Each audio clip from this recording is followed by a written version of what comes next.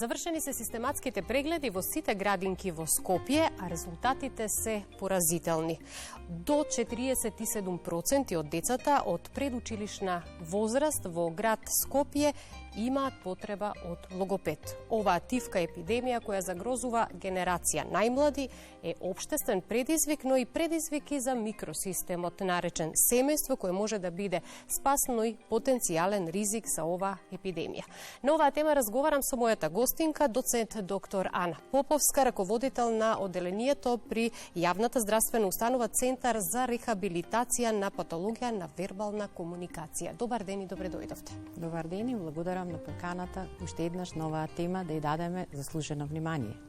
Поразителни резултати во градинките. До 47% од децата во градинките имаат потреба од логопед. Затоа и можеме да кажеме дека проблемите со говорот кај децата е тивка епидемија, но ајде од стручен аспект да ни кажете зошто е тивка епидемија. Нашето општество е сведок на еден нов феномен, така наречен тивка епидемија, кој што од една страна се сведува на непрепознаени симптоми уште во семејната средина од страна на родителите, и тоа пред се припишува на разни други фактори на влијание кои што овозможуваат да детето непречено го продолжи својот развој без да кај него бидат детектирани сите оние први знаци и симптоми кои што подразбираат некаков проблем или некакво отстапување. Не секогаш е тоа нарушување, може да биде и доцнење, но јас овде би додала малку и неоправдано виновници што секогаш ги истакнуваат дека се родителите. Родителите се само во оваа алка до некаде понекогаш и жртва на современото живење, и покрај тоа што родителството не се учи, тие се принудени да под одредени општествени околности бидат во прилика да му пружат се од материјалниот свет, но најмалку она што може и што му е потребно на детето. Пак потенцирам, не секогаш сум согласна дека треба да се потенцира дека родителот е главниот виновник. Од друга страна, тивка епидемија од генерален аспект како општествен феномен се подразбира моментот на недоволно ниво на јавна свест, кој што е присутен за оваа состојба, која што континуирано има пораст во однос на застапеноста, затоа и велиме дека се работи на епидемија, но јавната свест, односно мислењето на генералната популација се уште не е на ниво кој што би можело да влијае пред се на превентивните околности, односно превземените активности кои што се во функција на превентива, и што е можно помалку да тој број кој што го спомнавме на дечиња кој има потреба од логопед дојде до ситуација да има потреба од некаков вид поддршка од стручна лице. Каков тренд бележат нарушувањата во вербалната комуникација? Трендот е на нарушувањата во вербалната комуникација е позитивен. Тоа значи дека е умерено покачувачки, односно движечки. Кога велиме вербална комуникација, сакам да го проширам поимот, да го дообразложам. Не станува збор само за проблеми во изговорот на гласови. Тука имаме нарушување на гласот, нарушување на јазикот, нарушување на говорот и нарушување на хранењето, што навистина нас како логопеди во установа, зборувам ја од аспект на установата од каде што доаѓам, е се поголема бројка на децата во кои што во континуитет имаат проблеми во почетокот развојот на способностите за хранење, кои што се непосреден услов за способноста за зборување, односно за говорење. Од примерот на нашата установа, ние тој тренд го искористивме во сосема правилна насока за да превземеме мерки, да можеме да им бидеме во пресред и на дофат на семејствата, на микросистемот, како што рековте, на родителите, но и да ги задоволиме сите демографски барања во локалната средина, за да дечињата добијат што е можно порано, поскоро и понавремено, но во исто време квалитетно поддржување во нивниот развој.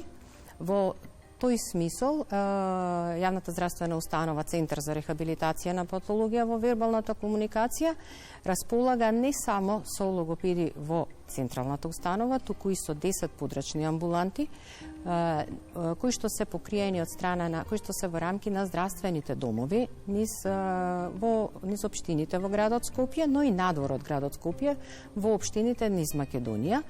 Кога тие амбуланти ги отваравме, тие подрачни амбуланти, водевме многу внимание, водевме сметка за сите потреби кои што ги имаат жителите на тие општини. Што сакам да потенцирам со ова, водевме сметка во сите тие околности, водевме сметка да тоа бидат достапни што е можно помалку, да имаат географска оддалеченост од најгусто населените делови на општината.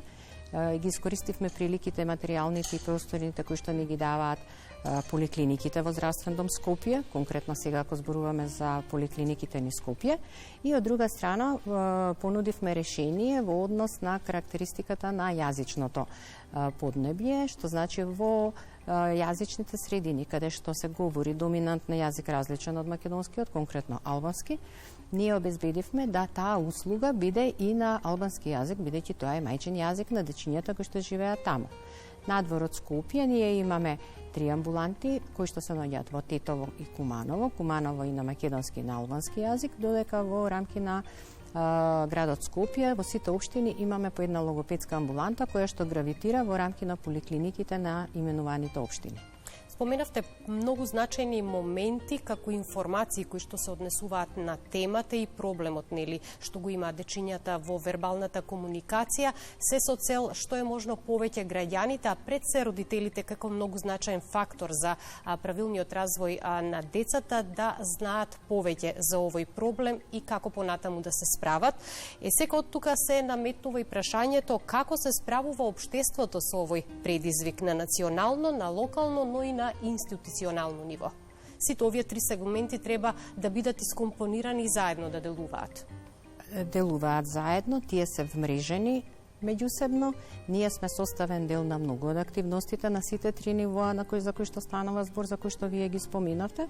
На национално ниво, веќе години наназад, државата покажува исклучителен интерес за оваа детска популација во насока на унапредување на здравјето на децата и унапредување на нивниот развој и обезбедување на квалитетен раст и развој на децата. И токму затоа од средствата на буџетот на Република Северна Македонија на годишно ниво се одвојува значајна сума која што е наменета за националната програма за извршување на превентивни систематски прегледи за деца и младинци. Ние сме дел од оваа програма, односно нашите дечиња, ајде така да ги наречам, се дел од оваа програма, тие се корисници на услугите од оваа програма и во рамки на една поширока лепеза на услуги каде што влегуваат и превентивните стоматолошки прегледи, прегледите за студентите, педиатриските прегледи во рамки на градинките, се вклучени и прегледите за превентивните прегледи за проверка на евентуално присуство на нарушувањето на говорот, гласот, јазикот и слухот. И врз основа на тоа, програмата задолжително треба да се спроведе на годишно ниво. Ако зборуваме и ние сме активно вклучени во спроведување на програмата, како установа. Доколку зборуваме на општинско ниво, тука морам да истакнам дека плуралистичкото општество ни донесе многу придобивки во однос на грижата за децата на локално ниво, бидејќи во секоја од програмите на општините неизоставен дел се социјалната грижа и социјалните мерки кои што ги превземаат општините за жителите, за најмладите жители и за жителите кои што се од ранливите категории. Во оваа прилика би истакнала дека не само општините не чекаат поддршка и идеја од страна, тие сами се иницијатори за соработка. Имаме добри приказни, добри проекти кои што се на ниво на проекти реализирани. Општините тоа го реализираат заедно во партнерство со невладиниот сектор, кој што се покажа многу ефикасен во однос на поддршката на локално ниво и други одредени центри од приватен карактер. Јас тука можам да ги спомнам, например, општината Кисела Вода, која што последно обезбеди финансиски средства за поддршка и материјални услови за поддршка на дечињата од именуваната општина, во рамки на кои што тие ќе добиваат логопедски услуги, ќе добијаат дефектолошки, психолошка поддршка, но воедно, што е многу битна, алка и поддршка во делот на едукација на кадарот кој што е вработен во предучилишните установи во општина Кисела Вода, што значи сите воспитувачи кои што се дел од градинките кои спаѓаат, гравитираат на територија на Кисела Вода, ќе бидат едуцирани од партнерите на општината лица кои што се сертифицирани, нормално стручни и кои што соодветно можат да одговарат на барањето, да ги упатат воспитувачите, негователите и останатиот стручен кадар кој што работи во градинките, да навремено ги детектираат евентуалните ризици, понатаму да ги детектираат дополнително нарушувањата. Тоа е веќе примарната превенција. Меѓутоа морам да ве прашам. Кажувате дека се работи на општествено ниво, национално, локално, институционално. Сите заедно работат во насока нели на надминување на овие предизвици, но зошто тогаш имаме толку поразителни бројки, како што кажавме и на почетокот, до 47% од деца со проблеми во говорот. Дали можеби доцна почнавме да сериозно му пристапуваме на овој предизвик? Јас мислам дека сите ние сме всушност последица на начинот на живење. Струката кажува дека родителот со детето треба да оствари 10 интеракцијски сигнали, фидбек сигнали во минута. Тоа е навистина многу вака, кога ќе видите. Тие се спонтани активности кои што се случуваат помеѓу родителот и детето. За да тие бидат квалитетни, тоа значи најмалку 1 час во текот на денот да имаме активна игра, односно околу 220.000 сигнали кои што треба да бидат разменети на годишно ниво, за да детето почне навреме да го развива својот говор. Кога ќе ги додадете сите обврски, односно отсуство на родителите од дома, кога ќе ги додадете сите замени на дигиталната технологија за сметка на присуството на родителите, јас не го ставам акцентот повторно на примерно одговорност на родителството, но тоа е начинот на живот кој што за жал не се случува сега. Неминовно е дека вие ќе имате дете во ризик. Колку и да е тоа квалитетно родителство од аспект на социјално-економски услови, од аспект на финансиска поддршка на развојот на детето, доколку недостасуваат тие високо синхронизирани интеракции кои што мора да бидат интегрирани и мораат постојано да се вртат во круг дете, родител, дете, тогаш е неминовно дека ќе дојдеме до ваква бројка. Така, со ова што го кажувате, велите и дека всушност макросистемот, локалната политика, медиумите, сето она што не обкружува општествено, влијае всушност врз микросистемот наречен семејство, потоа градинката, врсниците, каде што детето е во центарот, а всушност пак и самото дете станува, доаѓа до потенцијален ризик од некакво нарушување во случајот нарушување во говорот. Детето е и корисник на услугите, но детето е исто така и еден вид на последица од таа конекција. Микросистемот се семејството, родителите, но и градинката, бидејќи голем дел од времето детето го поминува во градинката и со своите врсници, а индиректно влијание сите овие политики кои што ги спомнавме сега, проектни активности, национални програми кои што се случуваат, институционални активности со кои што се занимава нашата институција, се индиректно влијаат за да таа бројка се намали.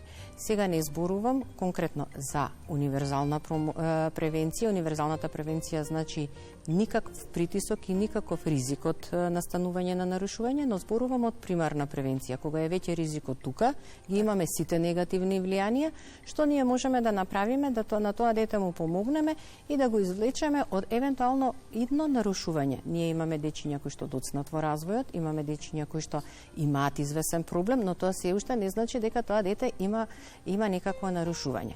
Токму затоа, кога ги даваме бројките од нашите систематски прегледи кои што ги обавуваме на национално ниво, на институционално ниво и соработуваме со сите општински градинки, ние велиме има потреба од поддршка од логопед. Истото подразбира дека некои дечињата можеби има навистина покомплексен проблем, каде што има повеќе од една состојба. Но најголемиот дел од дечињата, тоа се некаде добри 39%, се деца на кои што имаат потреба од навистина минорна поддршка од стручно лице логопеди, кои што без никакви последици, доколку родителите побараат помош, за 1 до 3 месеци може да ги решиме и можеме да ги едноставно им пружиме прилика за непречен развој во иднина. Оно што е интересно, морам да го споменам, во однос на резултатите кои што ги добивме од овие наши согледувања, зборувам за резултати кои што сме ги добиле со систематските прегледи спроведени 2024 година. Тоа се резултати кои што велат дека по просек 45% за кај дечињата од 5 до 6 годишна возраст, бидејќи ние работиме со голема група предучилишна установа, систематските прегледи, имале потреба од поддршка. Интересно е што при градските населби во градот Скопје тој процент е нешто понизок, 39. Централното градско подрачје ни покажа резултати до 47%. И она што е интересно, покрај нарушувањето на говорот, гласот и јазикот, ние дојдовме до резултат за некакво оштетување на слухот. Детектиравме оштетување на слухот кои што не биле откриени. Тоа се некаде 16 дечиња, мислам, на територија на град, севкупен број 16 дечиња на територија на градот Скопје, кои што повторно можеме да делуваме, можеме да поддржиме, можеме да помогнеме. Сите тие дечиња се поканети во нашата установа со посебни покани до родителите да се јават на детални прегледи, бидејќи сепак во градинките се случуваат триежни прегледи, и понатаму на еден детален тимски преглед да може да се точно утврди за каква состојба станува збор. Затоа и велиме стручната помош е таа која што може да му помогне на детето доколку навремено се реагира да ги надмине овие проблеми. Разговорот ќе го заокружиме со прашањето со какви ресурси располага општеството од најтесна до најширока смисла, и овде ќе се надоврзам и со националната поддршка која што доаѓа од годишната програма на Министерството за здравство за превенција и што се работи во таа насока. Најзначаен ресурс во општеството во најтесна смисла на зборот е семејството. Така. Ако успееме да делуваме превентивно во рамки на ресурсите на семејството, не станува збор само за материјалните, тука би ги заобиколила, иако не се нешто што треба да го занемариме, но тука се и нематеријалните добра кои што семејството треба да ги има на располагање за да му биде во прва рака или од помош на детето. Не велиме дека семејството треба да бидат терапевти, не велиме дека треба да бидат едукатори на децата, но велиме едноставно да имаат поддршка, односно да знаат како да изградат квалитетно, да пружат квалитетно детство на дечињата, а во однос на ресурсите кои што ги располага општеството, ние сме свесни дека и во рамки на здравствениот сектор и во рамки на секторот за труд и социјала, посебно предучилишните установи, располагаат исто така и во секторот на образование, се почести, да не речам веќе станува и пракса, вработувањето на стручни лица, кои што се непосредна продолжена рака на стручниот тим, едукаторите, воспитувачите, негувателите, да бидат директна конекција помеѓу лицата со нарушувања во вербалната комуникација, нивните семејства и стручните лица кои што се педагози и наставници, воспитувачи и кои што се сепак само делумно упатени во патологијата и на кои што им треба поддршка од профил како нашиот за да може да се справат во секојдневните активности, односно да ги спроведат програмите на рана јазична писменост, ние велиме. Добро, за крај од овој наш разговор, која ќе биде вашата порака првенствено до родителите? Да бидат родители. Затоа што тоа е навистина една емотивна тема, затоа што секогаш кога ќе ги прашате како вие со вашето дете, тие секогаш наоѓаат причина да ви кажат зошто сметаат дека не се добри родители. Нема родител кој што не му сака најдобро на нивното дете. Секогаш кога имаат дилема да се обратат на стручно лице, подобро е да потврдиме дека не се работи за некакво нарушување или некакво значајно доцнење и да можат во еден мир и хармонија да продолжат со поддршка на нивното детенце во неговиот развој, а и доколку има потреба некако да не се сведат на едноставна грижа, туку да ги насочат своите енергија, сила и потенцијали во соработка со стручните лица, затоа што овој вид на патологија е нешто што е навистина решливо и нешто што навистина можеме со заеднички сили да го надминеме. Ви благодарам многу за гостувањето и верувам дека им понудивме навистина многу корисни информации на сите засегнати групи од нашето општество. Благодарам на поканата.